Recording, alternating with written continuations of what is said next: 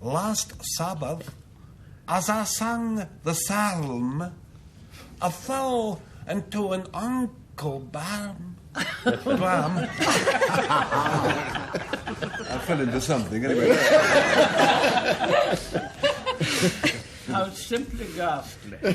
Well, I say that Harry Lauder lives. Yes, indeed. It's a sort of linchpin. You stick in the end of the axle to keep the wheel on. It's a swoon in Scotland, and it's thick in Wiltshire. Russell Harty to choose. Corbett, to my certain knowledge, never went anywhere near Marlborough in his rural rides, because it's a book I happen to know backwards, and I know for a fact he bypassed Marlborough before there was a bypass there. Frank emitted kind of feelings of slight manic depression. Your explanation went on far too long. I thought, and you were slightly manic and mad about the whole thing. It's been helpful, Russ. No. I thought you'd lost control of what you were trying to do. Oh, very well. Nigel was clipped and incisive and direct and correct. He said it was that linchpin. True or bluff? Nigel Hawthorne owns up. Typical of you.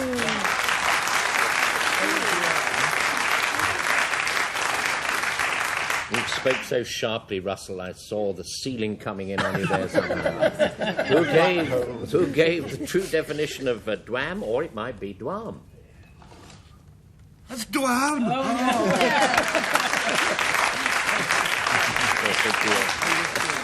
Yes. As Frank pointed out, it means a swoon in Scotland. It does indeed. Capilotade? Well, I don't know how you say it. Russell, what do you make of that? It's Monsieur le Capilotade. It is, in fact, a French word.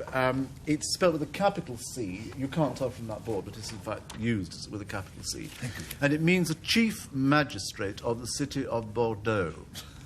And I can hear you all asking yourselves, though no one else can hear this conversation that you're having yourselves, why does it appear in the English dictionary? It's because the very first Capitolade de Bordeaux was a man called Edmund de Percy in the reign of Edward III, and he was an Englishman. He was ferried over to France to become the chief magistrate of Bordeaux. Oh, le Capitolade. But it's Capilotade. Yes. It's the same thing, but it just... Where is it? Say. You're right. Now, Liza, let her speak. Well, actually, capilotade is the residue of a cocoon after the silk has been taken off and put on a spindle. And it's a form of crystallized insect glue, which the Chinese have found very efficacious when they give to carp, because it makes them grow frightfully quickly and makes the colour lovely. It improves their colour. Very cunning of them to find out that it would, Well, they're but there, frightfully experiment. And now, Arturo. Capitolade, actually, is a savoury hash of stewed meats. If you care, those who are interested in cooking have paper and pencil ready. Savoury hash of cooked meats, very popular in the 17th century. A marvellous mixture of veal, mutton, capon, chicken, partridges, all mixed together, highly spiced. But over this you place a great layer of cheddar cheese. Place under the grill for 5 or 10 minutes. Adjust your seasonings and bring to table. It is silkworm glue, or what's left over. Feed it to carp. It's a magistrate, Bordeaux, or thereabouts, and it's a stew, I think you said, of the 17th century. 17th century. Nigel, your choice? Yes, I didn't believe in the chief magistrate of Bordeaux very much. The story of his ancestor going over from England didn't really convince me very much. I don't think. Sorry about that, Russell. And Lisa's story about the glue which makes the carp grow, I don't think that was terribly convincing. So I'm slip twixt the carp. Yeah. I'll settle for the hash. Okay. Arthur said it. Hash. True or bluff, Arthur?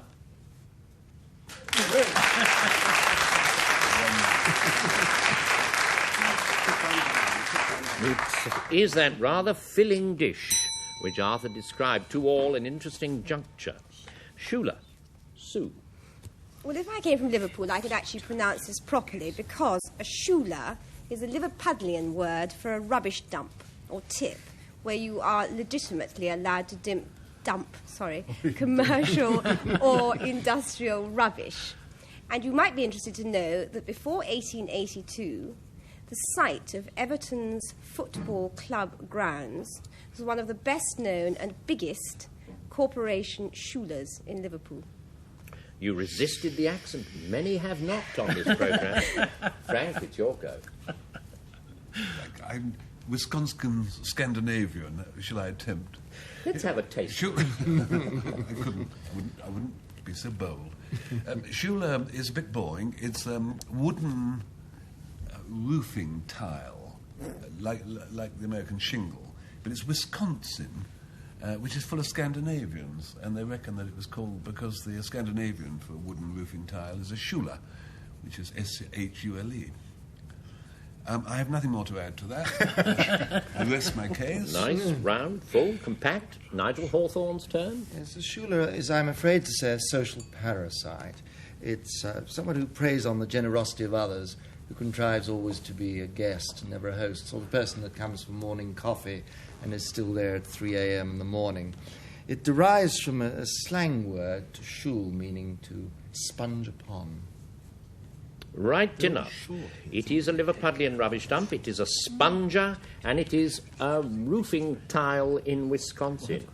Liza must choose. They're all very short, aren't they? Well, I'm not... Don't knock it, my dear. They're usually sort of very flat. Well, I'm not sure about the Liverpudlian rubbish dump. I don't think that... It doesn't sort of sound right. And Nigel's social parasite stays... Shul. I think it's Frank's boring Wisconsin roofing tile. The roofing tile, of which he spoke so briefly. True or bluff, Frank? I could elaborate now.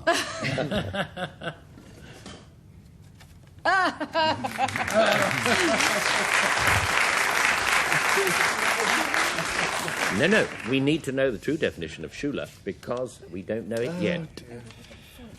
It's there somewhere. Indeed it is.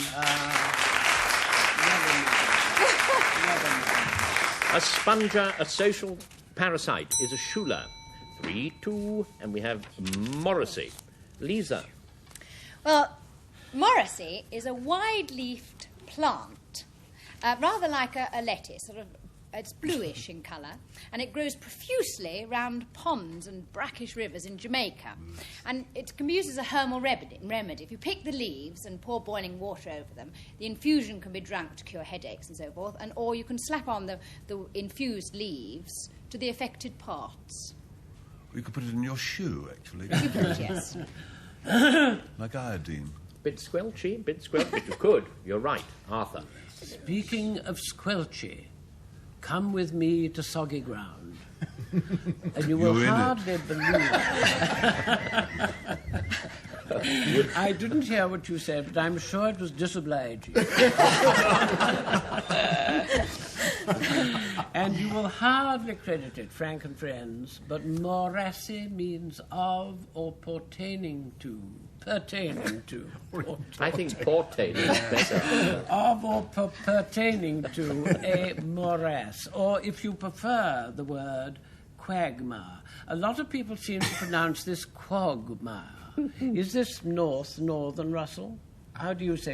Do you say quag? But quagmire isn't on the board, Arthur. I mean, it's interesting. Who knows? We may get it next. Anyhow, let's open it up to the audience.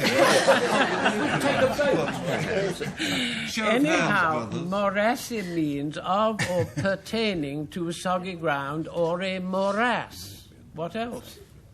Well, we'll now learn that from Russell Harty. May I lift you out of the morass, please, and waft you indeed to the Middle East, where a morassy was, or still is, as a matter of fact, a sort of porphyry or onyx finger bowl filled with rose water, into which people dipped their fingers when they'd eaten sheep's eyes at a banquet, or when they eat. I'm talking, Frank.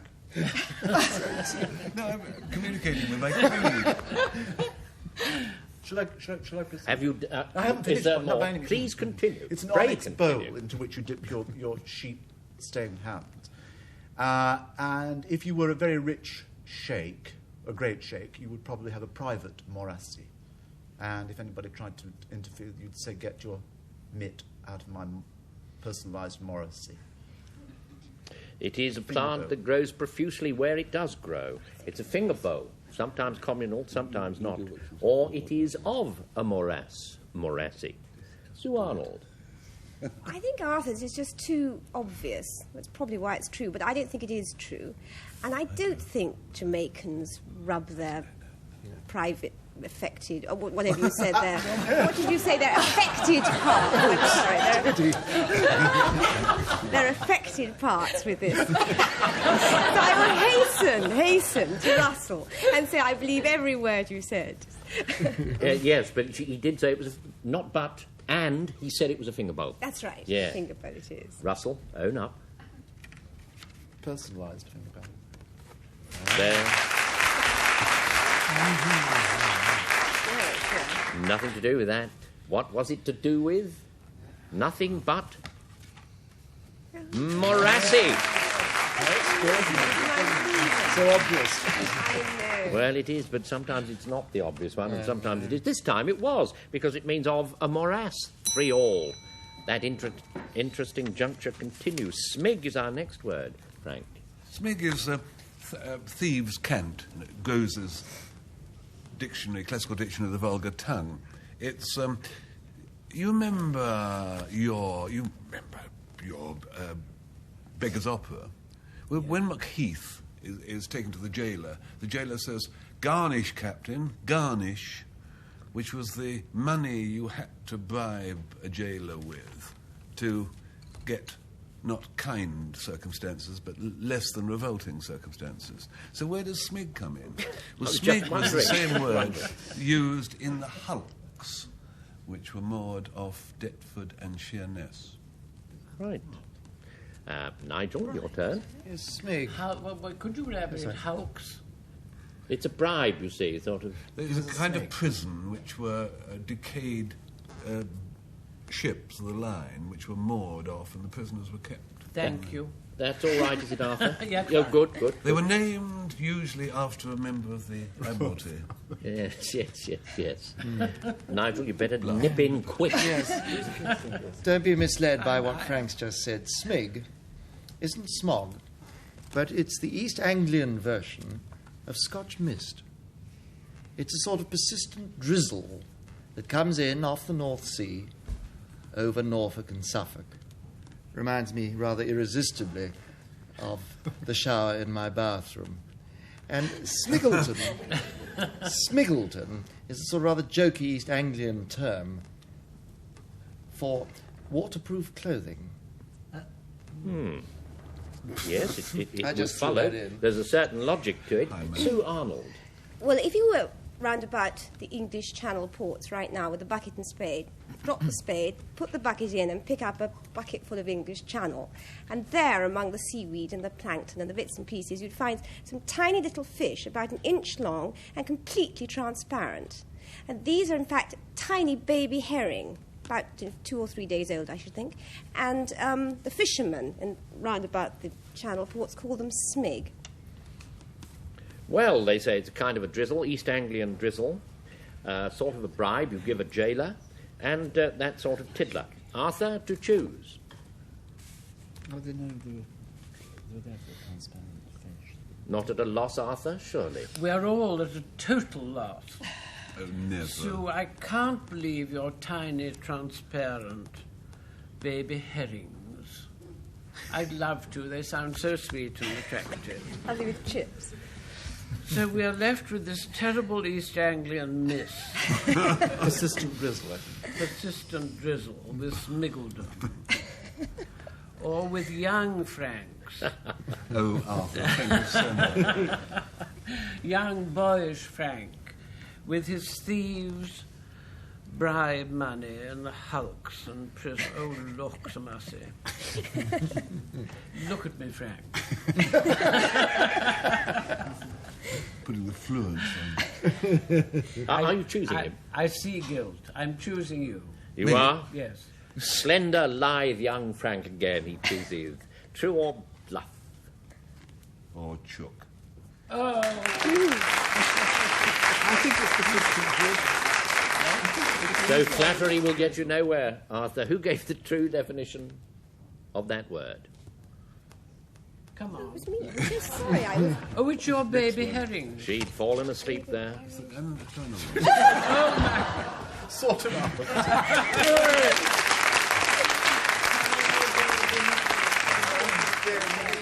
Tiny little fish is what it is. I think we just have comfortable time for one more. At 3-4, that will be interesting. Siddle, Arthur. Well, now, I expect you've wondered what a printer does when he's set up a page of type and aligned it in his form, F-O-R-M-E, how he keeps the whole thing in position. Quite easy. He takes his pairs of siddles, which are sort of wooden blocks, puts them down the side of the type and keeps the whole thing snug. Well, that was riveting. We now have to hurry on a little. Russell, if you will, be kind enough. A siddle is a most uninteresting part of a coal mine. It's a seam of coal that goes sort of sideways. Instead of normally going that way, it goes down. It's a sideways siddle. I'm up to here with siddle, you hear. All right. Lisa, her turn. Siddle is an 1800 verb meaning to glance or ogle through the side window of a coach. Ogle, I love. I haven't heard it for a long time. Ogle, I must try it. Anyway, it's something you use. It's a stick you use for locking up the form, and it is to ogle someone through the side of the coach, and it's a seam of coal. Frank, make a choice. I don't think it's Arthur, form master though he used to be. I don't think it's that. I think sideways seams used to be found in wartime stockings, but not down coal mines. And I think it must be the 18th century sideways glance. Let's see, Lisa. Your The ogle. ogle or ogle. It's a lovely word. Nothing. Quickly, let us see the true definition. Yes, indeed. With Russell's scientific definition, the seam of coal. So, the score standing at 4-all, I must choke back a sob. No one has won. Everyone has won. 3 cheers.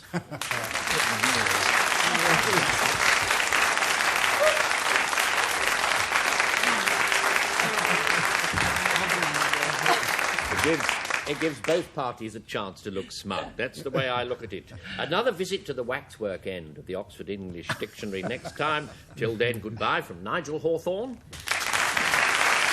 Russell Harty, Bye. Sue Arnold, Liza Goddard, Frank Muir, and Arthur Marshall. Goodbye.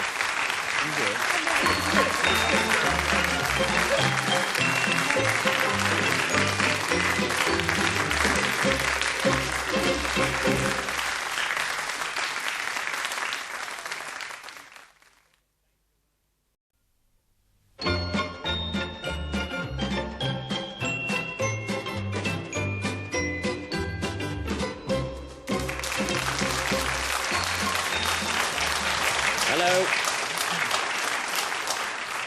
This is Call My Bluff, where the thimbles, as ever, are rigged by Frank Muir. Thank you. Good evening. Good evening. My first guest is a face from radio, and she is our pick of the week herself, Margaret Howard.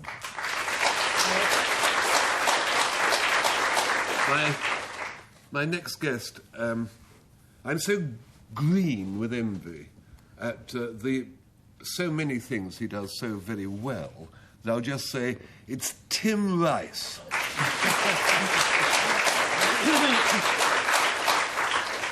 And he's also as tall as you are, isn't he? It's everything's wrong. Now, in the pink of condition, Arthur Marshall. Good evening. Very happy to welcome back to my team 2 old hands at the game of Call My Bluff. But although old hands, still looking very young hands. On my left, Rula Lenska. And on my right, Nigel Havers. So let us ting our bell and see what word is delivered. There it is, Molly Mork. You may recall that Frank Muir and his team will now define that word, Molly Mork, 3 different ways. 2 of the definitions are Stumers, 1's OK, and that's the one that Arthur and Co. try and pick out. So, Frank, Molly Mork. I'm sorry about this, but Molly Mork isn't rivetingly exciting a word. Oh. If I may take you gently along, if you think of the... I'll sing it. I say... Well, that might give it an extra dimension. Wait a minute, what is it? The Molly Mork is a very fine clay that's only found up Yorkshire way. It's diatomaceous, that's its trick, so it's used to make a builder's brick. Well, not bad, not bad. I expected a round of applause, but listeners... Don't encourage them, for heaven's sake. I'm surprised that you let me get through it. you finished? Yes, it's all Could you just say again what it is? Yes, it's a diatomaceous boring clay found in Yorkshire, not sort of Ripon area, but... and it's used for making builders' bricks. Diatomaceous means that it sort of clings together, and you can cut it easily to make bricks. How did you tell me that? Because I wouldn't have known what that meant, would you? Sticky. Sticky, Well, right? no, but Oh, the singing was... diatomaceous is a very fine... Oh, shut up. I bet Tim pinches that for a number. I think we'd better get on, you know. I don't think so. But you're really in fine voice there. Tim Rice now. Well, mine's actually very interesting and very riveting indeed. Molly Mork is actually a bird, a large bird. It's an albatross, but it's a special kind of albatross. It's the Dennis Healy of the albatross world. It has big, bushy eyebrows. And was it not, and I quote, was it not Dr. Murphy Cushman? No, it wasn't. It was Dr. Cushman Murphy, the noted ornithologist, who opined that of all albatrosses, the mollyhawk was the most sociable and fearless of man. Terrific. Well, that stunned them. Right. Margaret Howard. Mollymawk is a nickname for a left-handed person. Now, there are lots of regional nicknames for people like this up and down the country. In the west of Scotland, you would be called a corryflug. And in Lancashire, it's a cuddywift. But in Cornwall, it's mollymawk for a left-handed person. And there's more to it than that. There is a belief that these left-handed people in Cornwall have a strong tendency towards atheism. It's an albatross of a certain sort. It's one of those many terms for being left-handed, and it is contumacious clay. No, it isn't it's just clay. Yes. Arthur, choose quickly. I only mean start to choose quickly in case he sings. I can't... Oh. I don't know. We're a bit divided. Never mind, I'll press on. I can't think, Frank, your singing was delightful as ever. Steady on, Arthur. Your clay brick, well, of course it might be. No, it isn't. And this Cornish nickname for left-handed people, it's somehow when it's sort of connected with a region, I rather suspected. Yes. Dr. Kubla-Khan, whatever your doctor was, and his terrible sociable albatross sounds so totally dotted, Tim, that I select your albatross. You have selected the albatross, Arthur. You didn't plump for it, you selected. True or bluff, Tim? Can't wait to see myself. Oh, brilliant!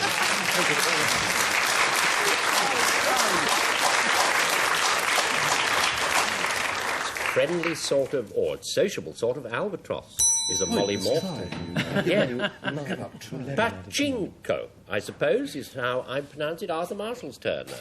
Pachinko is correct.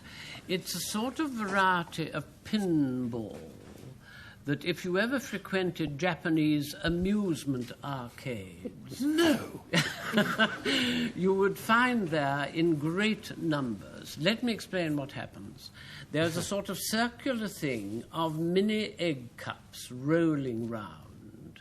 And the thing is that the player of pachinko takes a handful of brass ball bearings and tries to drop them into these mini egg cups as they fly round, and that is pachinko. Nothing much else to do, I suppose, there, Arthur. Anyway, let's hear from Nigel now. Are you ready for this? Pachinko. Now, well, that is American, right? And if you're living in Los Angeles and you ask an American policeman, he'd say, don't talk about pachinkos. We have enough trouble with them as it is.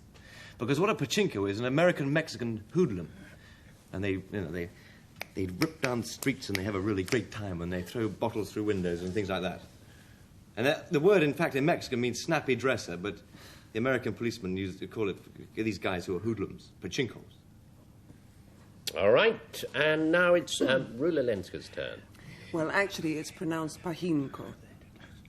And it is to written Russian what copperplate script is to English, a highly decorative form of calligraphic art. And perhaps the most famous exponent of it was Brother Nebraskov, a 17th century Ukrainian monk. Pachinko. Well, it's a delinquent adjacent to Los Angeles. It's a certain sort of Russian script, and it's a game of pinball. Frank? I think that Brother Nabrisco's authority has been challenged since, and that some of his script were forgeries. You recall Krull's paper on this in 1922. The Mex-Tex hoodlums, I cannot think that a slang word for Mex-Tex, Mexican Texas hoodlums, would find its way into the OED. It sort of... They don't mind where they go these days. Well, they don't mind, but the OED does. I was thinking of from the time OED, to time. Well, maybe. Are you telling me that that's what it is? No, just mumbling. Well, are you hinting? No, more than my position as Get on. And this Japanese rubbish of throwing up the ball bearings and hoping they'll drop into egg cups, I choose. You choose the pinball We game rushed of at which that, Arthur didn't we? spoke. True or bluff, Arthur? Well done, Frank.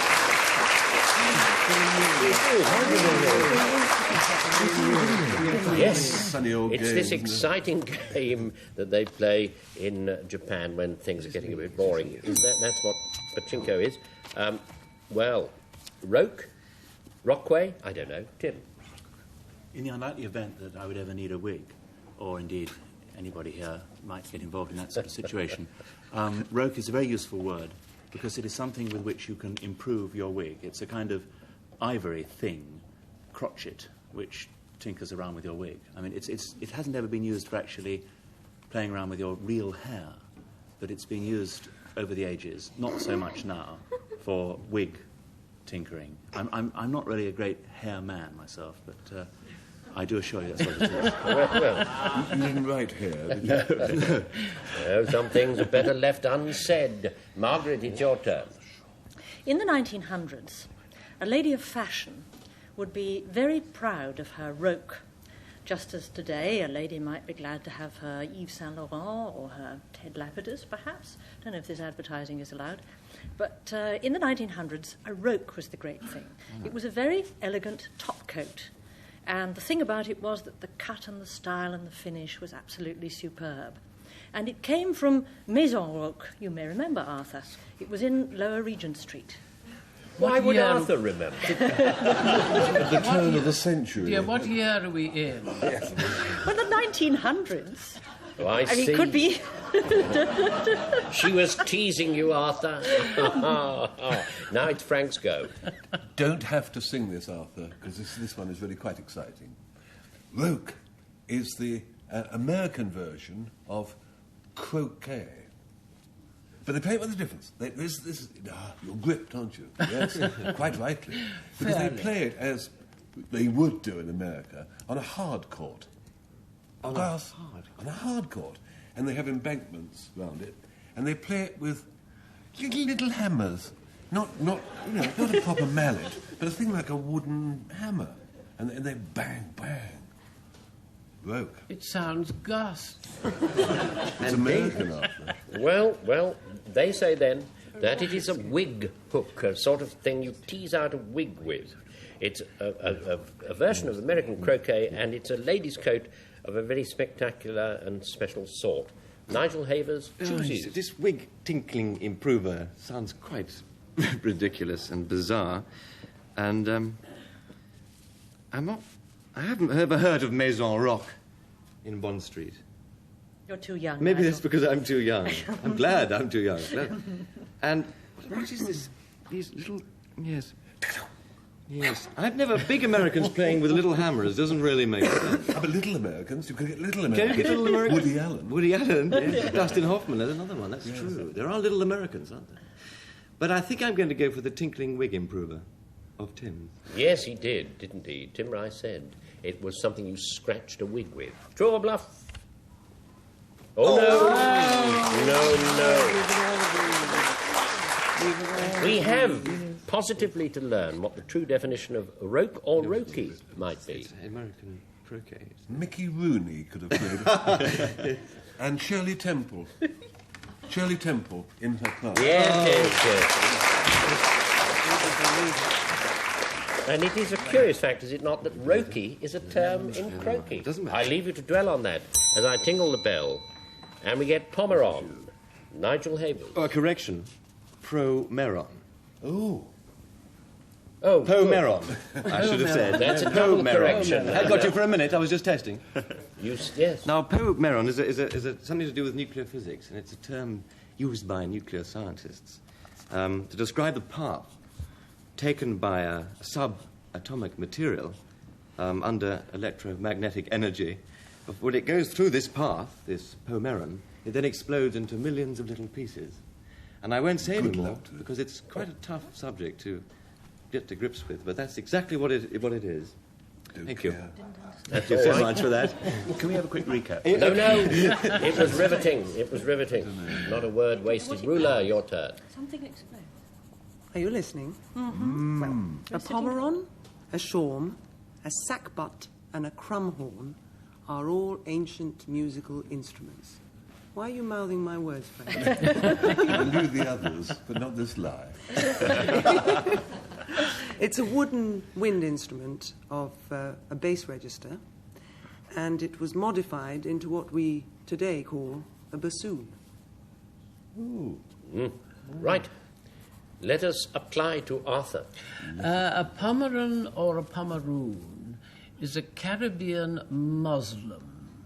Now, what's funny about that, Arthur, I ask myself? It becomes so terribly wounding sometimes. Exactly. Don't worry, Arthur, it wasn't the way you said it. It was funny. A native who has embraced the Muslim faith. And you may care to know that in 1907, a census carried out in Jamaica showed that there were 80 Pomerans or Pomeroons resident in Kingston. On Thames? It's not worth arguing. It sounds more like an Australian, an Englishman resident in Australia. I think so, Arthur, yes. It's like pushing a pea up Snowdon. Stop. Well, it is the path of a particle. It is a wind instrument, and it is a Caribbean Muslim. Tim, your choice. I don't really go for the reggae Ayatollah. Seems unlikely, not to mention distasteful. Nor do I go for the ancestor of the bassoon, simply because Frank seemed very confident about that one. Things. I know nothing about it. I have heard of the word sackbut, but that's about as far as I went. I didn't understand a word of Nigel's from start to finish. Something about particles zapping through avenues. Yes, it was totally uninteresting. So reluctantly, I shall go... That's the way I did it, that's all. I shall go back to the Caribbean Muslim. That's my That choice. was Arthur who spoke of that. What a volte-face. Well, Arthur must own up. True or bluff? Sing it, sing it. What a volte-face. Yes.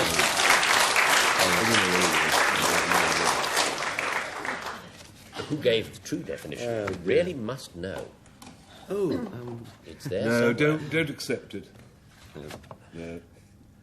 Oh, It was me, wasn't it? It was me, here it is. He's really... And it's there.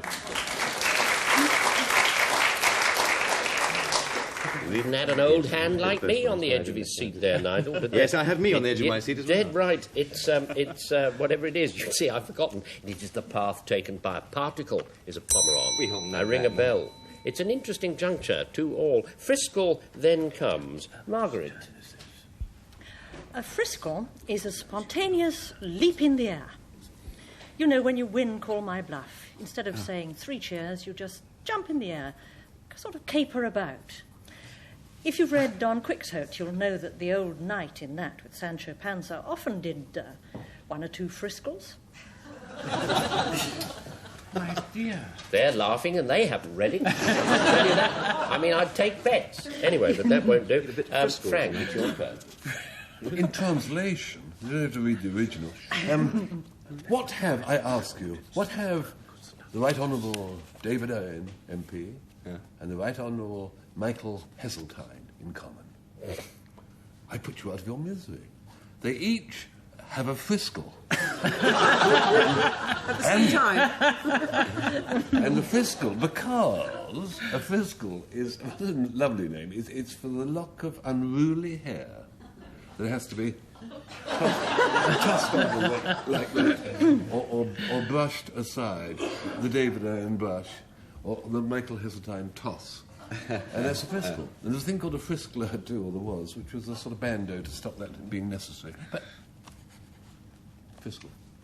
Right enough. Now it's Tim Rice's turn.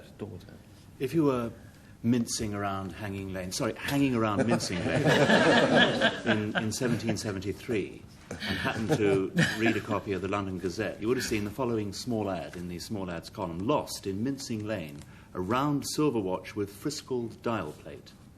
Now you may well say, what is a friskled dial plate? But somebody at those times and in that place would have known it. It's actually a verb to friskle, and it's the engraving thing that silversmiths used to do around watches, and it was particularly in vogue in 1773 and those kind of years. But I'm sure it goes on now, but the word has slipped into a kind of disuse. George.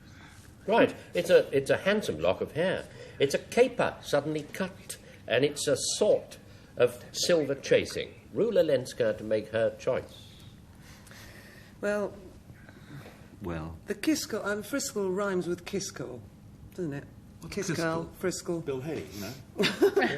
No, I don't go for the little bit of hair curling on the forehead. It doesn't sound right. Oh, yes, you're right. It's all right. The watch engraving is a possibility. That was a bit keen, that, wasn't it? Yes, keen, that. Very keen. Trying to make us believe that it was right. But I think I'll plump for the little somersault in the air. I'm so glad you plumped. You've got the figure for it somehow. It's lovely. That's lovely. You could retract that. No. Ah, Margaret, no, I think I'll go for you Margaret gave somersault. that definition. True or bluff? Oh, yippee!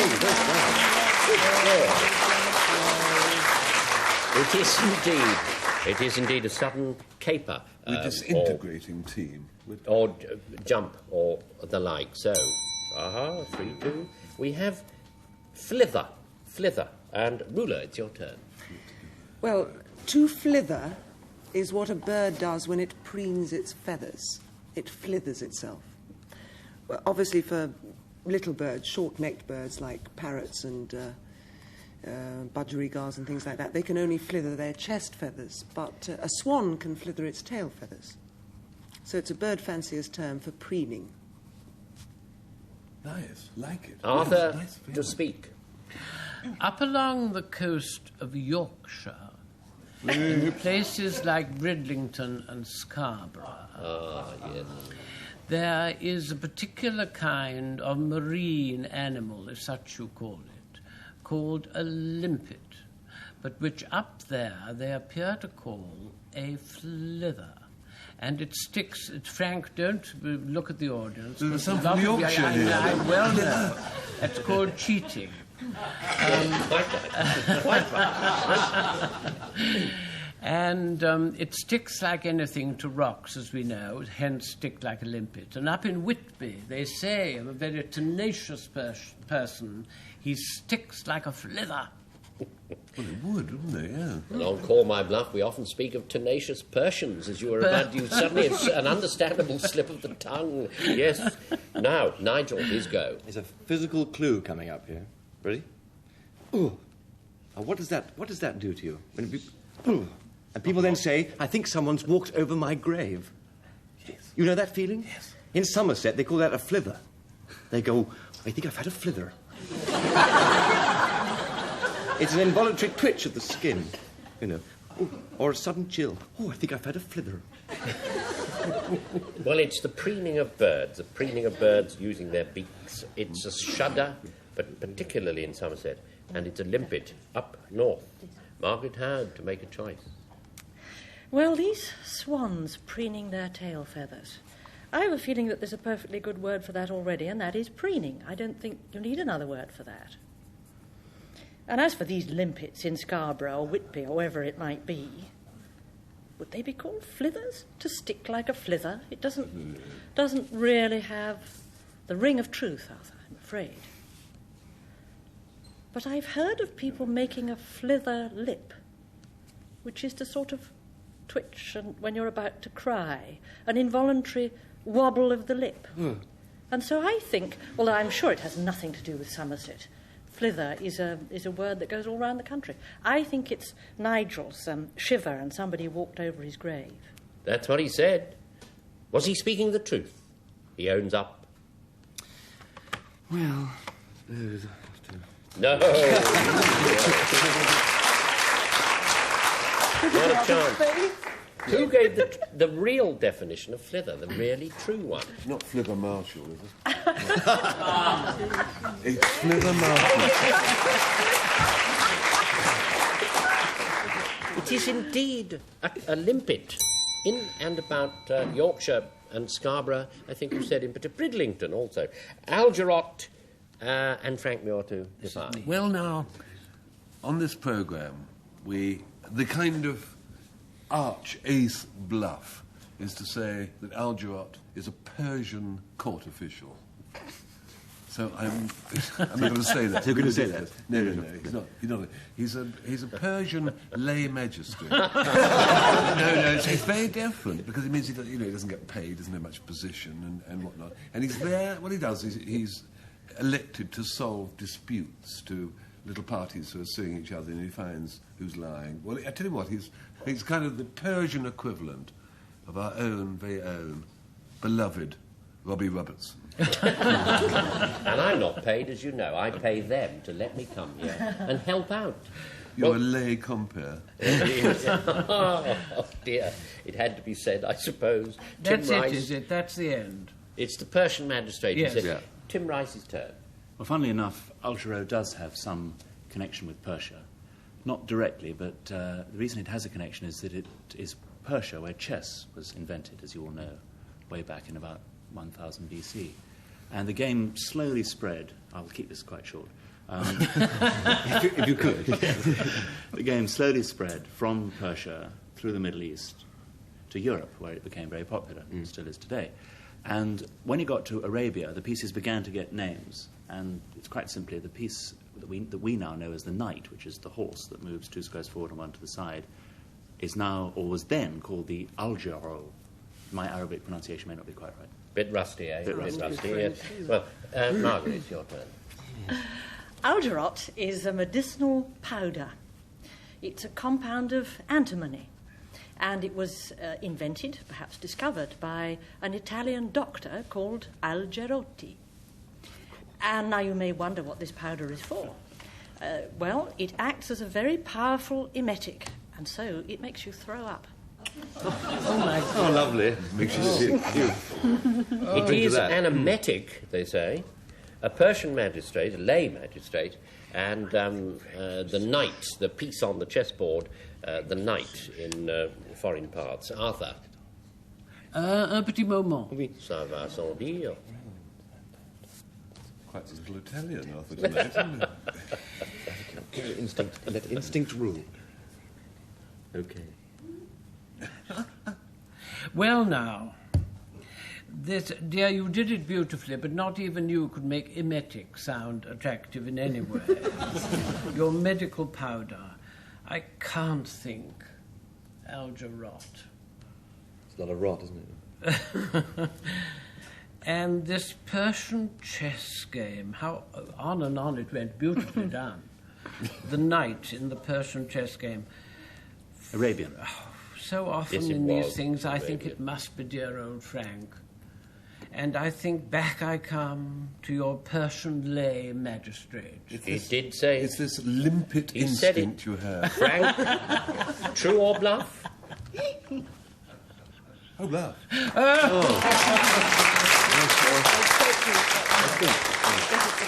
May we kindly know who gave the true definition of Algerot or Algero? Yes. You see... It's a very useful emetic. And now we have Ballatoon. I think we have nice time to do this in Ballatoon Arthur's Go. Now, a ballatoon, and if really this word ought to have come to Frank, because a ballatoon... It is second-hand. ...needs to be sung. It's an Irish lullaby, but with a difference, because although the words are set, the mother invents an impromptu tune as she goes along, as it seems best to lull her baby in the cradle to sleep. So it's an Irish free rhythm lullaby. Jolly glad it didn't get into Frank's hands, you know, Arthur, from your description of it. You never know yes, I wish I'd had that one. Let's invite Nigel Havers to speak. Ballatoon, beautiful things. They fill the sky with stars, because what they are, 17th century fireworks. They used to fill these paste cases with, you know, gunpowder, that sort of thing, explosives, shoot them up into the sky, and beautiful colours and stars in the sky. 17th century firework. Lovely things, really. All right. Let's hear what Rula has to say. Ballatoon is a Russian huge unwieldy barge for transporting large logs. Is that all you're going to say? That's all I'm going to say. You did it. That's one of the best actors I've heard. And I've heard a few here, Rula. I'll tell you that for nothing. It's an 18th century firework. It's a large and unwieldy Russian barge, and it's a certain sort of lullaby, rather made up as the person who sings it goes along. Frank has a choice now. What a pitifully transparent set of bluffs. It's clear to all of us. The log one, it was very interesting because the way you did it, because you did it very briefly, and the true ones Russians are brief, you know. More briefly. Medieval fireworks is totally impossible, therefore it's most interesting. And a ballatoon is so like a ballad tune as to be ridiculous. So which one do we go for? The impossible, the weird, or the obvious? Flip a coin. What? Flip a coin. But there's three sides. Yeah. I withdraw the suggestion. Fireworks. Fireworks. That was Nigel. Nigel. We'll go down. Fireworks. True or bluff?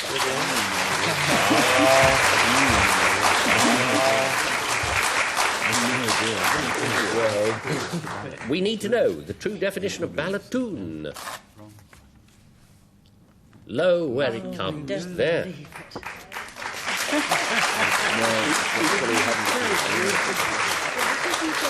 It was the very brief, but very authentic and very convincing definition of Rula, Lenska. That's to say, it is one of these unwieldy Russian barges. So that brings us pretty well to the end of affairs. The score standing at 5-3. Arthur Marshall and co. have won.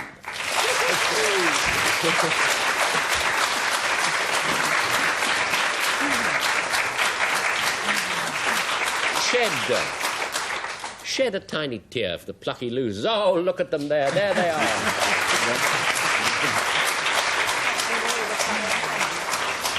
So we'll have another sack of seconds from the OED next week. Until then, goodbye from Tim Rice, bye.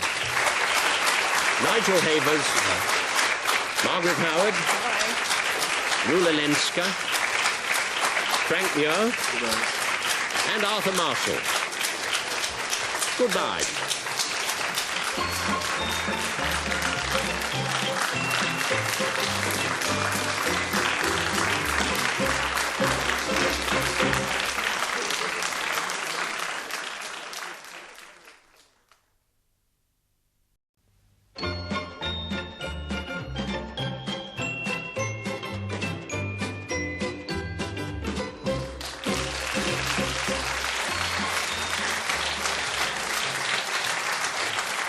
Hello again. Call my bluff, where sheer grit is synonymous with Arthur Marshall. Good evening. I don't wish to seem boastful, but I'm very happy to be here again with the winning team of Rula Lenska. And on my right, Nigel Havers. And the tall story man himself, Frank Muir.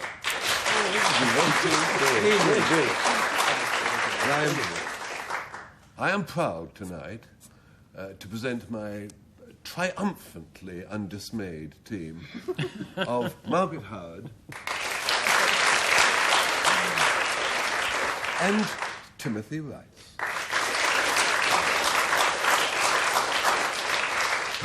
Let's try our luck with the old bell. Oh, it's working. Good, we get a word. Franchmoil, Franchmoil. Oh, I don't know. But I do know this, that Arthur Marshall and his team will define this word 3 different ways. 2 of the definitions are no good. 1 is the true one. And, of course, that's the one that Frank and his team try and pick out. So, Arthur, Franchmoil? You're quite correct, Bob. The pronunciation is Franchmoil. And it's an old Norman word, and it means a tremendous Norman free-for-all hunt in which everybody in the district took part, lords, barons, serfs, varlets, all mounted horses if they got them, and set off on foot. And I'm sorry to say that the slaughter was absolutely appalling because they attacked anything that they could see. Badgers, swans, herons, and killed them and took them home. Free-for-all Norman hunt. Ah bon. Rough lot. Ah bon. Well, let's hear now from Nigel Havers. Robert, you were right first time. Franchmoil. Quite correct. Unfortunately, a word no longer used, because it's rather a pretty word, isn't it? And jewellers used... what it is, in fact, a back plate to a piece of jewellery. Now, it's a curved piece of silver put behind the stone of a jewel in a ring, and it would then reflect the light back through the ring, thus making it look perhaps a little more expensive or a little more elegant than it actually is. So jewellers would like this, you see, because they could probably sell it easier. Franchmoil. Right. And now, Rula Lenska will tell you. A Franchmoil, Doctor, is a made-in-England, non-Scottish variety of haggis. You what? You heard what I said. It's a finely chopped mutton suet, gently mixed with a creamy mixture of eggs and cream, stuffed into a sheep's stomach, and gently simmered. And it's delicious. Was this done recently? Or? No, Henry V's time. Oh, Henry V. They stuffed into a sheep's stomach and then abandoned, I was hoping. But no, you say gently simmered. Why not? Well, it's that kind of haggis.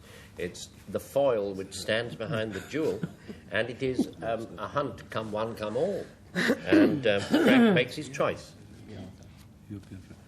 Edinburgh French. Come on.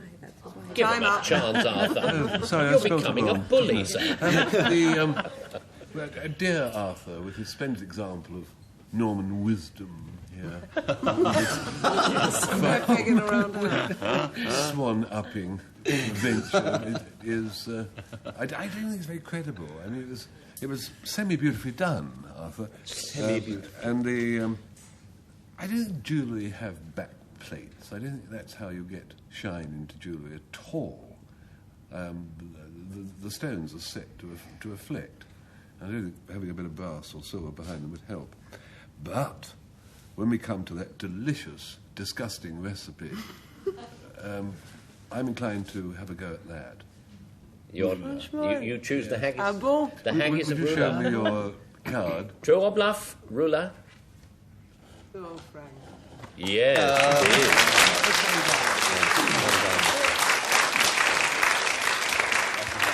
Franchmoil is certainly that sort of haggis, but there is that foil behind the jewel. They do it. It's 18th century, and you know that the jewels of the same sort of the 19th century are cheaper. They don't have it. Enough of the lecture. Horarium is the next word, and Frank must start. Horarium is is one of two little muscles possessed by most mammals. There are two flat muscles on either side of the mouth, which make you, as it were, open your lips and reveal your teeth. Now, the action of these two muscles also enable you to grin or to snarl or indeed to widen the mouth so that you can eat large quantities of food at the same time. Two muscles on either side of the mouth. Right. That's it. Tim's go. Orarian, when I did my research into this fascinating word, I was told that it was a kind of ecclesiastical tippet. That didn't help much because I didn't know what a tippet was. But I then discovered, a little later, that it was in fact a kind of shawl or stole. But an orarian is a special kind of shawl or stole. It is a shawl or stole worn by priests of the Greek Orthodox Church, or the GOC as it's known in the trade. And they sling it over their left shoulder. It's very important. End of story. Well, it wasn't a bad one. Take it for all in all. Margaret, your go. Orarian, for a Roman soldier, was, as it would be to a British soldier, Charlie, Charlie, get out of bed, which is, I think, reveille. And it's to rouse the soldier from his slumbers and to make him get on with the square bashing or whatever Roman soldiers did. Now, it could be sounded on a cornet or a bugle or a tucket or a trumpet, but occasionally, more gently, it was sounded in a rub-a-dub-dub fashion on a drum. Mm-hmm. So a species of reveille, a priest's stole, and a muscle either side of the mouth. Arthur to choose. His go. Arthur,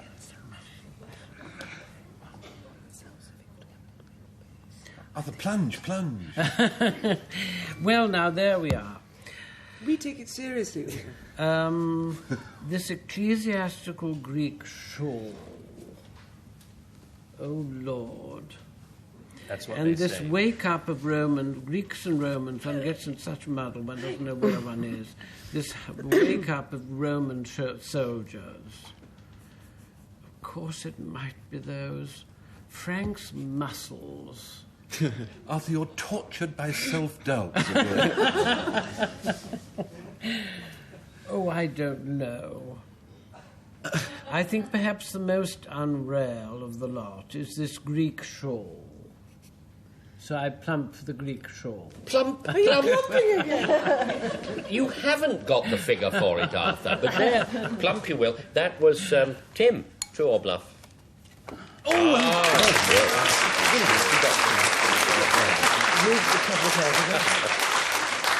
He plumped to some effect there. Yes, it is indeed that priest's stole of which Tim Rice spoke. That's what an orarian is. Meltem is the next one. Nigel, your go. Right. Well, no good Jewish primary school would be without a Meltem, because in fact it's the name given to the master that teaches Hebrew. And to qualify for this post, he'd have to not only have a great knowledge of the Chanukah, which is in fact the ancient grammar book of Hebrew. Chanukah of the North. Yeah. But also, I think he'd have to sing the first verse of "If I Were a Rich." No. I suppose he'd have to do that. No. It's the name of a master that teaches Hebrew at a Jewish primary school. Yes. So now we invite Rula Lenska to speak. You know, Turks wear fezzes, which are funny little hats like Tommy Cooper wears with a long bit and tassel on the end. No. They do anyway. One of the reasons why they wear them, because in Turkey in the summer months there is a wind called a meltem, which is a...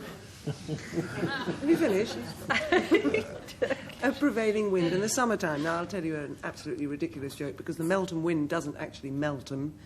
It's a rather cold, breezy wind which tempers the summer heat. Right. Now, let's hear from Arthur. Meltem was a rather agreeable, soft, silky kind of long-haired felt made in Belgium and very popular about 60 years ago for the manufacture of ladies' hats, and particularly in the manufacture of toques. And I think I may say, without disrespect, that our beloved Queen Mary's toques were very often constructed of Belgian Meltham. They were made at Meltham Mowbray. Don't lower the tone. I say, such levity about Queen Mary. However, it's a Jewish teacher, it's a Turkish wind, and it is Belgian felt, ever put to its best use in making toques for Queen Mary, as Arthur said. Thank you. Tim writes his choice. I'm on my own. Yes. Yeah. Well, Leave it to I'm totally confident. And if I get it right, I did it on my own. If I get it wrong, it was a team decision. I'm not going to waste any time pretending that I am seriously working through the other two that I don't believe it is. I'm going to go straight for Rula. That means he's forgotten the other two. It's the Turkish wind. Yes, no, the felt and the Jewish teacher were transparently wrong. I'm sorry to have I think said it's the what I Turkish said. wind. You think it's a Turkish wind? It was It's a Rula Turkish Lenska who wind. said that. She must own up. True Call or my bluff? fez. Yes. True or bluff? Ah, yes. Well done. And they were against it, were they? They were totally against Only it, the yes. captain knew it wasn't right. Well, that's what it is. It is the Turkish wind. We ring and get another word. That is zobo, and it's Tim Rice to define zobo. Well, zobo is a nut. Not the kind of nut that you see on television, but the kind of nut that you chew. And it's a nut that is very popular in Bolivia, and it's the reason why many Bolivian Indians have rather stained brown teeth. And it's also the reason why they're zonked out of their skulls most of the time, because in addition to tasting quite nice, it also gives a mild euphoric feeling. Uh-huh. Right. Now it's Margaret Howard's turn. A zobo is a hybrid bull, and the cross is achieved by putting a yak bull to a sacred cow. And that's how you get a zobo. A secret. Holy smoke. It's bred in the underdeveloped parts of northern India for pulling the plough, you know. And you might like to know that its sister, used for dairy purposes, is a zomo. Silly Mo.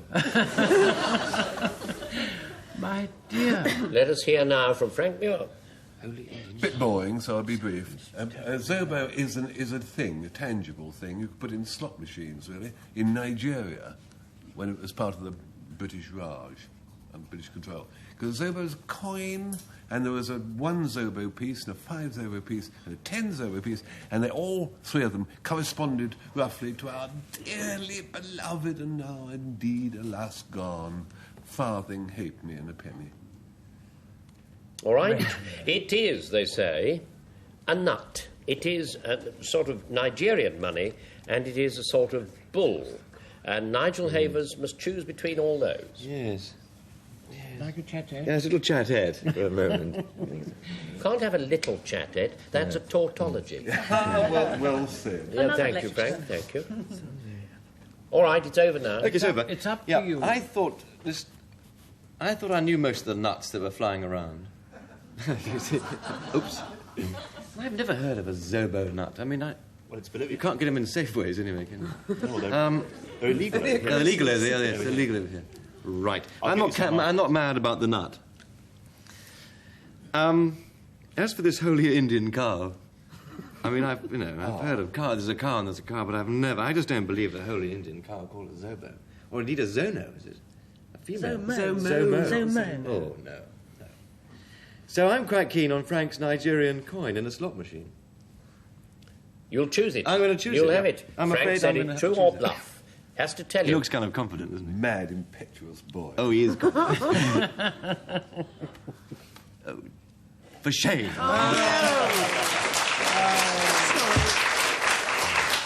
Wasn't that? We now need to know which one was the real definition. Here it comes. Got to be there. Oh, it's there. Yes, it is. It's the bull, the product of the mating of those two other creatures. 3-1, and we come to, well, Putchok. Rula. Well, Putchok. I know a lot about Putchoks because I've got workmen in the house at the moment. It's a wooden joist, but it's a very special wooden joist. James Joist. No, not like a girder. Private joke, this. Because it's set diagonally beneath other joists, so it helps to keep them rigid. And in fact, it was found a lot in Jacobean houses. Right now, let's hear what Arthur Marshall has to say. Well, now, on this game, we have quite often had fish baskets, things to trap fish. But this is a rather special kind of fish trap. It's an eel basket used in Gloucestershire for trapping... Frank. Used for trapping the young eels as they swim upstream on the River Severn. And it's made in a sort of conical shape, naturally, and made of local wicker. And the very sad thing about it is that the people who are happy to construct such things are growing fewer and fewer. So there are very few now patchocks about. Wicker's world is going. Let us swiftly move on to Nigel Havers. Yes, well, a patchock. I'm not crazy about what patchock does, actually, because it's the root of a vegetable-type plant that is dug up in Kashmir. In sweaters. And they dry it up in the sun, and then they send it to China, and then they roll these things up, and they make them into joss sticks. And I don't like the smell of joss sticks. They make me feel a bit sick, actually. So personally, I don't like what this stuff does, but other people do like it, don't they? So it's the root of a dried vegetable, which is then rolled up and made into things that you light, and they fill the room with a rather nasty smell, as far as I'm concerned. It's lovely. I don't like them very much. Anyway, each one for themselves. Then they say that it's a joist, a particular one that goes diagonally, apparently. It's an eel basket, and it's a root, an aromatic root. Margaret, how to choose? I rather like joss sticks, but I never thought that they were roots dug up from the ground. And why should you have to dig them up in Kashmir and take them off somewhere else? I mean, can't they grow their own roots in China? I haven't asked them, actually. Joss sticks, I might come back to that. The fish basket, these elvers being caught in Gloucestershire, the River Severn, conical-shaped basket. Well, I suppose it could be, but it doesn't sound like a Gloucestershire word. It really sounds like a Polish word to me. A joist. But there's another word for joists. And is it as old as Jacobean? That you said something about it being in a Jacobean house. Does that mean that the word is as old as Jacobean? You're turning your soul inside out here, Margaret. You really are. I think I'll go for the joss sticks. The joss sticks. I wonder if you did well. Who said that? Yes, it was Nigel Havers. Me, isn't it? Yeah. True or bluff? Well, Well done.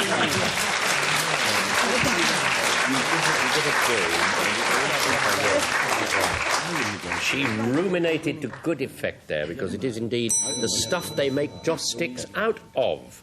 Gretlin, and it's Margaret Howard's turn. Now, Gretlin is a small grievance. You've heard of small claims? Well, you can have a small grievance. It's just a little thing to complain about, but nothing much. Perhaps I could quote to you from an Elizabethan primer that I just happen to have to hand. It's called Prayers in Adversity. That I may without grudge or Gretlin patiently bear this thy fatherly chastisement. Oh, hooray! Now let's have Frank Muir's definition. Here it comes. If you're going to fish for king-sized cod off the coast of Newfoundland, it is absolutely rubbish to take with you a little twiddly line. It's no good having a small line, because the cod, why do they call them king-sized? Robert, because kings are small people. Is that in the so? main. Well, all the kings I know always been rather small. Anyway, I divert. King-size cod are big, huge things. You know, they fish them with lines. So they've got to have a great line. It's got to be very, very long, too. Because the waters off Newfoundland are 60 fathoms. There'll be steak later. I will amplify that. It's 60 fathoms deep, which is 360 feet. So they use what is called, amongst fishermen, fishfolk, a gretlin. This is just the line after all that. Yes. Oh, yes. But it made it very But dramatic. it's what connects you with the fish. Very dramatic. However, we must press on. Tim Rice, his go. I want to go back to the nut theme that I was trying to develop earlier in the programme. Very good. Good idea. Yes, the gretlin is, in fact, a kind of nut. Only this time around, we're in the walnut scene. And it's used a lot for making chutney, but its main claim to fame was that in the years just before the restoration of King Charles II, when the monarchy got back, in 1660, if my memory serves me well, Charles II was running around the country being chased by crude roundheads, and he used the juice from the gretlin nut to make his skin seem darker, rather like Frank's, rather than pasty white, because he'd been in hiding so long that the fact he hadn't been out in the sun would have made him an instant dead ringer for the king, which Would he was. look like a peasant, like me. Yes, exactly. It gave him the common touch, so it's a kind of common nut. It's a common nut. Well, sort of a walnut. Sort of a walnut, yes. Yeah, Well, no, yeah. it actually is definitely a walnut. It's definitely a walnut. That's good news. Common walnut. It's a sort of tiny weeny grievance, and it is a fishing line of particular use here and there. Rula. But be it on your own head. Totally flummoxed. Up to you, dear. My team is being very unsupportive. No. Your fishy story about giant cod is so boring and so ludicrous. Either it's true or it's not. That's I what don't think flirting in it's private eye. It's like Oxford or Cambridge are winning. Chutney nutney, eh? Walnuts. Sounds like a nutty name. It could be a nut. But I don't know. I think Elizabeth's... I mean, the Margaret's got no Elizabethan Elizabeths, grievance might just be the right one. I think I'll go for that one. You're choosing Margaret's grievance, the tiny grievance. True or bluff? You said it, Margaret. True or bluff? You have to own up. Oh,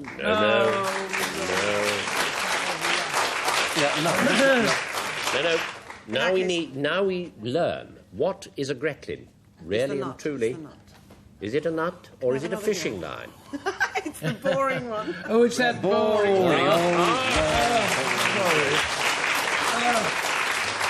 That's his trick, to make it so long so that you lose interest. I knew when you yawned you'd run on your sword somehow. I just knew it. 5-1, goodness me.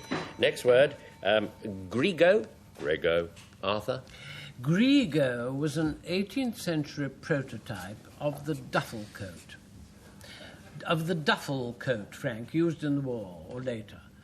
Sort of a longish jacket, loose jacket, with, at the back, attached to the collar, a hood. And you may think that the Grego first began in the northern part of the world. Not at all. It began in, of all places, the Mediterranean, because in the Levant, the sailors used to find the Mediterranean winters rather chilly, and they invented the Grego. Right, and now it is Nigel's turn. Stirred things up. I could do with a few Gregos myself, actually, because what they were... This is we're going back a long way now, pre-Shakespeare even, when they used to... If a bloke played a song or played an instrument or did a little bit of acting, and if he wasn't getting much response from the audience, he'd hire a few Gregos and pay them a pittance and say, when I finish going, that's when you clap and say, bravo, encore. Yeah, thank you very much. Few Gregos going on. See, I paid a few people myself earlier, and that's what they used to do. Yeah. There's a French word for it, claqueur, isn't it? Such loyalty. Now, Rula. Grego is a little Spanish bell, which Spanish inshore fishermen hang on the prows of their boat. And it has a dual purpose, because the tinkling of the bell can frighten a shoal of fish into their nets, or it can also frighten off the devil, because as we all know, the devil is notoriously allergic to the sound of bells. Frighten the fish into their nets. Shells Jolly of fish, good, yes. Very good idea. Sudden change yes, of direction, wallop Yeah. into the net. Absolutely. I'm just wondering about. garlic that devils So were it's a like. sort of No, clack. that's a vampire. It's a sort of clack. It's an 18th century It's been in coat, the a movie, jacket, obviously. and it is a fisherman's bell, a pretty Spanish fisherman's bell hung on the front of the boat. Frank. It's a dull. I thought we'd go for the dullest. As a little... Which was that? Why not? Yes, why not?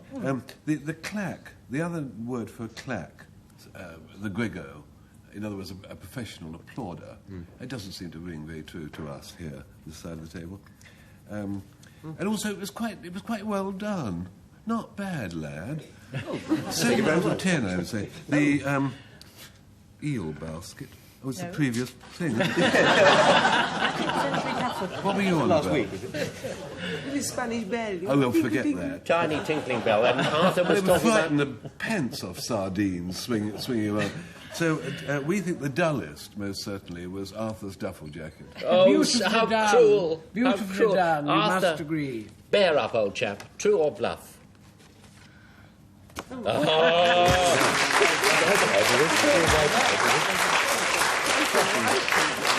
A grigo was an 18th century jacket, much worn by sailors here and there. And now the last word is going to be scronch, and Frank is going to tell you about it.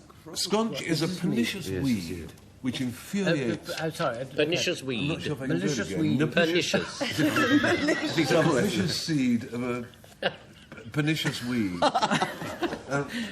which inflicts itself upon the... Are we in a hurry? Now we are. Of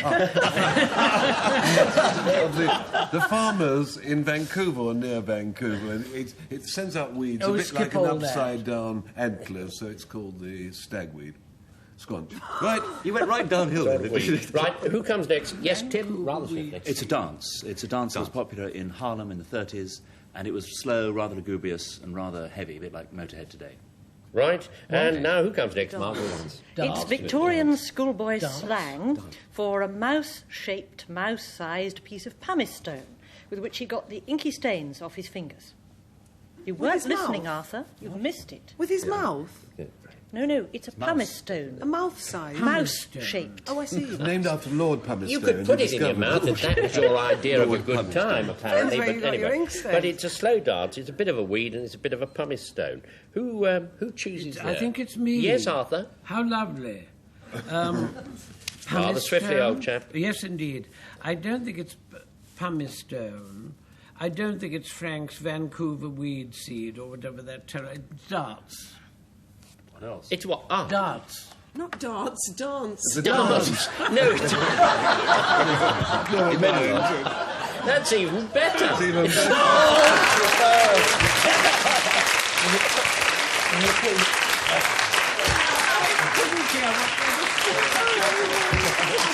So it's either a slow dance or a slow game of darts, as far as I can gather, but and the slower the better, So that's what it is. Anyway, how splendid. You came up on the rails there, didn't you? What a sport. On But the wrong 6-2. horse, Yeah, very much so. But 6-2. Certainly Frank, Muir and co have won. 3 cheers.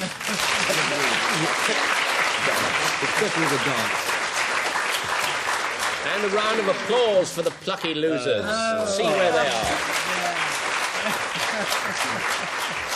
We shall have another visit to the pyramids of the English language next week. Until then, goodbye from Nigel Havers. Good night. Tim Rice, Rula Lenska, Margaret Howard, Arthur Marshall, and Frank Muir. Goodbye.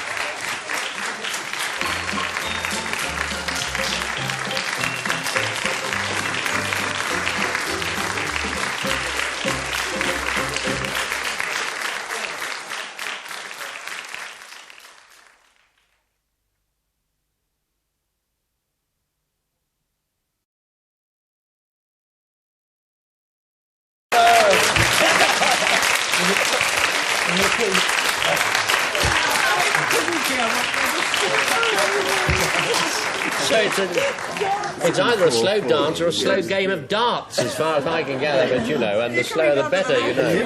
That's what it is. Anyway, how splendid. You came up on the rails there, didn't you? What a sport. On but the wrong 6-2. horse, Yeah, very much so.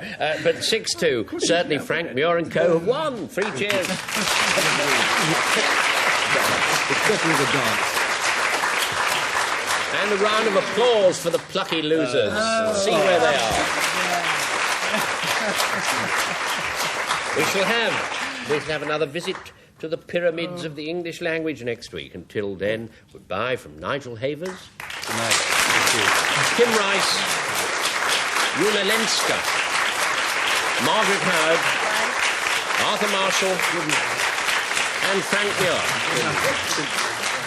Goodbye.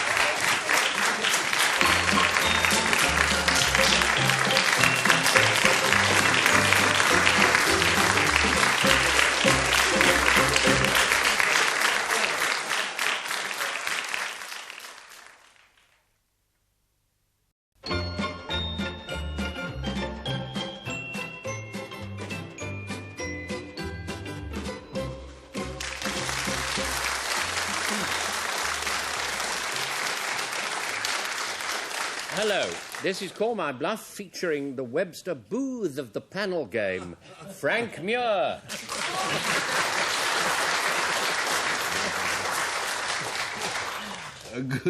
Good evening. That's it. Now we have one of our favourite actresses, and it'd be inconceivable that we get through a series of Call My Bluff without me having the pleasure of saying, on my right, I have Gabrielle Drake.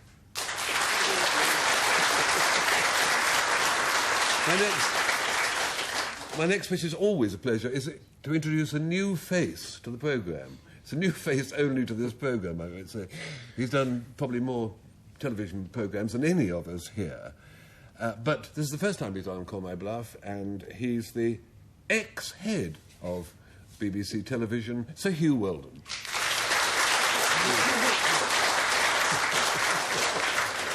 And bounding onto the pitch, Arthur Marshall. The end. Delighted to welcome back to the scene of her former triumphs on many occasions, Miriam Stoppard. Hello. And I've been lucky enough in the past to have 2 members of the cast of Yes Minister, Paul Eddington and Nigel Hawthorne. And now to complete that marvellous trio, Derek Fowlds.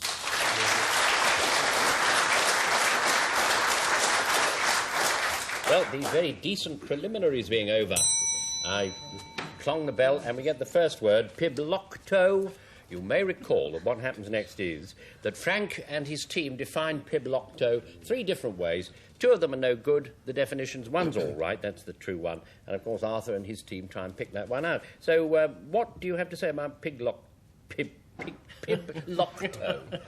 At least you'll do better than I have. Frank, please. Take a sip of water. I will. Piblocto, I'm distressed to tell you, is an illness.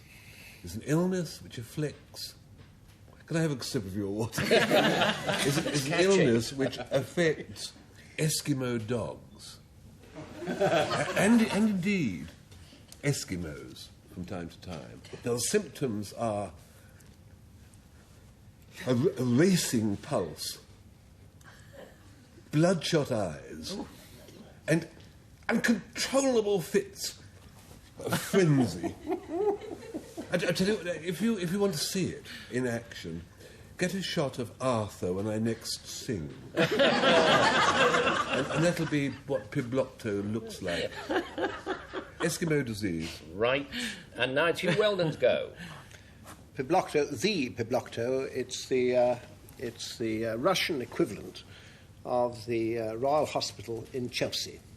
It's a place for wounded soldiers, old retired gentlemen like you, Arthur and Frank. Where they go to tired my foot. We're not tired. Old gentlemen, where they go to spend the evening of their lives. It was built on the model of the Royal Hospital in Chelsea, but very nearly 200 years later, in the middle of the last century, and I now gather it is no longer a place where retired old soldiers go to that is some kind of army museum. The Piblocto. Right. Now, Gabrielle Drake.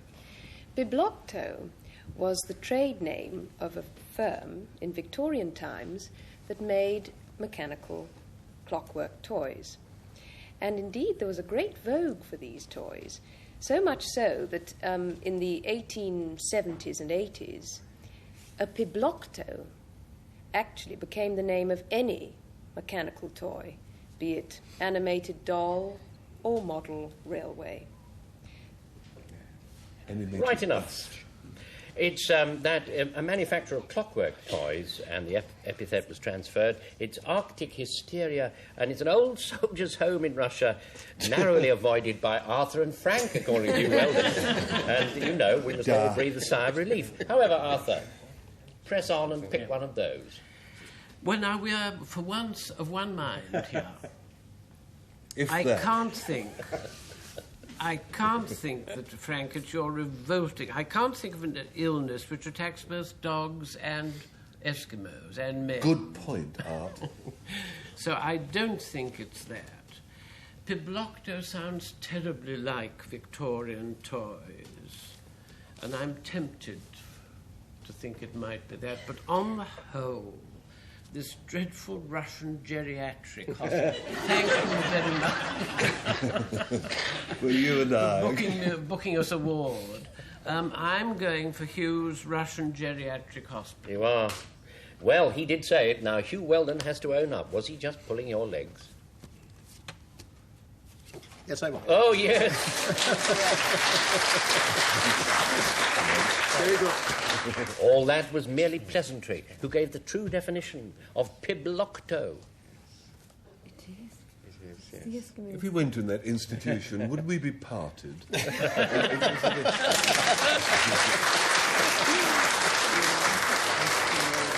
Here's the Arctic disease that's shared by dogs and people. Mimbar is the next word, and Arthur will give you a go at it.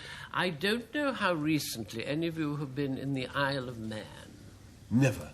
But if you had been there and had been feeling rather depressed or unhappy about something, the locals would look at you and say, he's got the mimbar.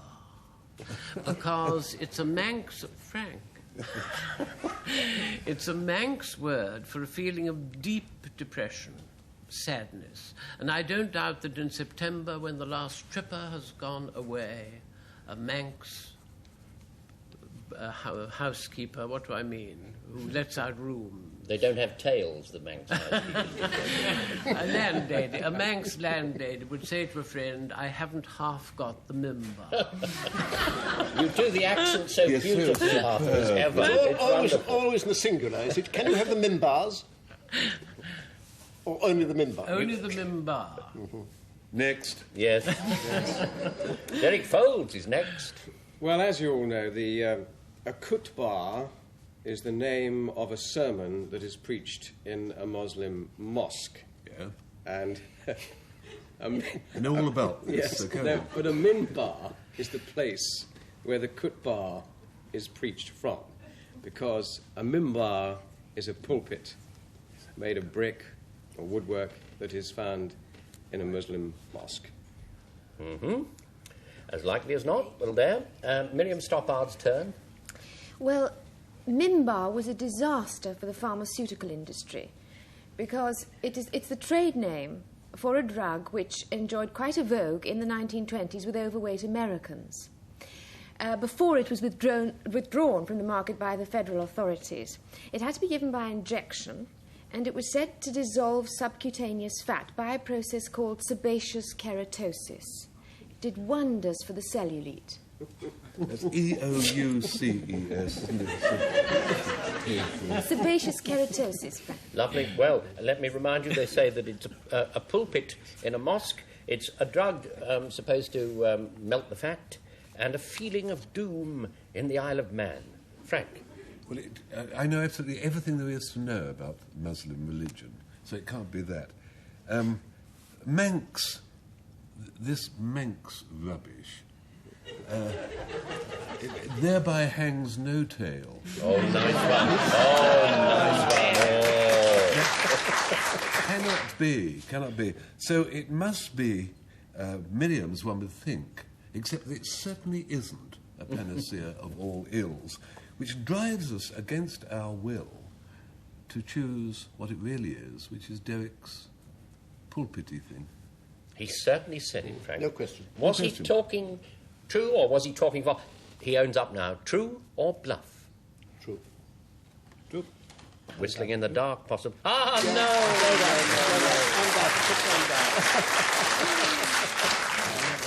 I love to repeat myself. Sometimes it actually is a pulpit in a Turkish mosque or any kind of mosque, whatever. 2-0. Budgero is what I would say. I don't know about you, Hugh.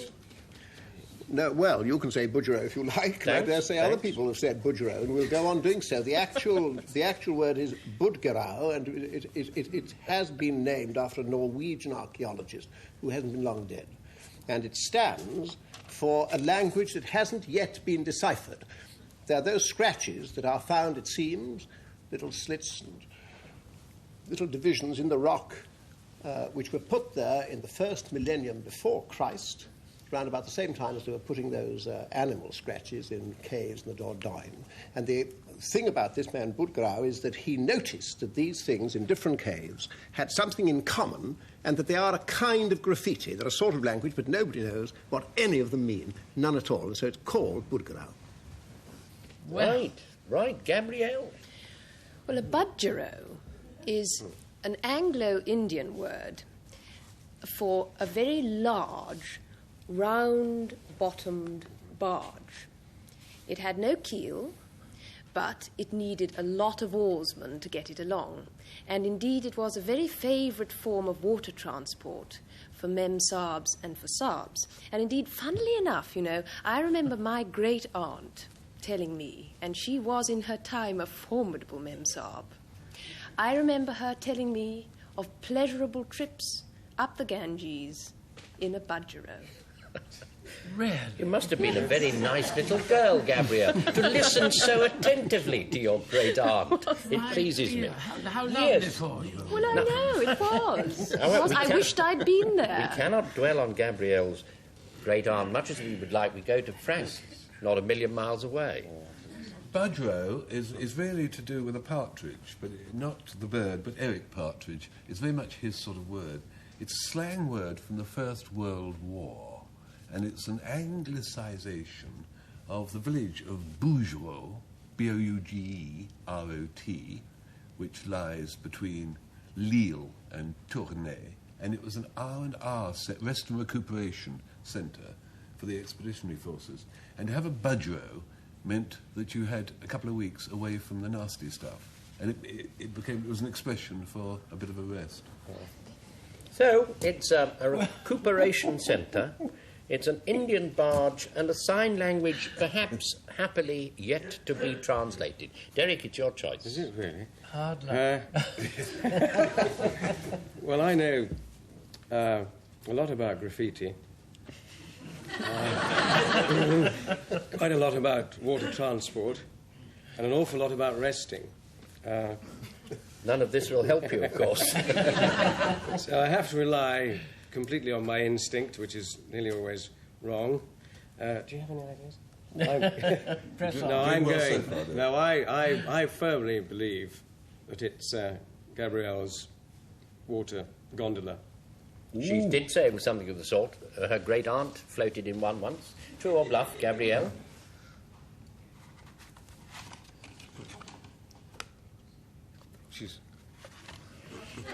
The excitement is intense.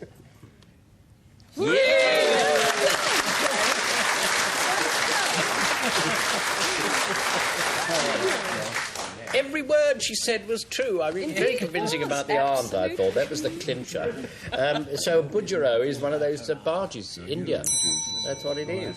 So fogging is the next word, and Derek Fowlds will tell you about it. Oh, well, last year I was on holiday in Cornwall and I went into a tea shop for tea and cakes, and the waitress came up to me and said, "Would you like a fogging?"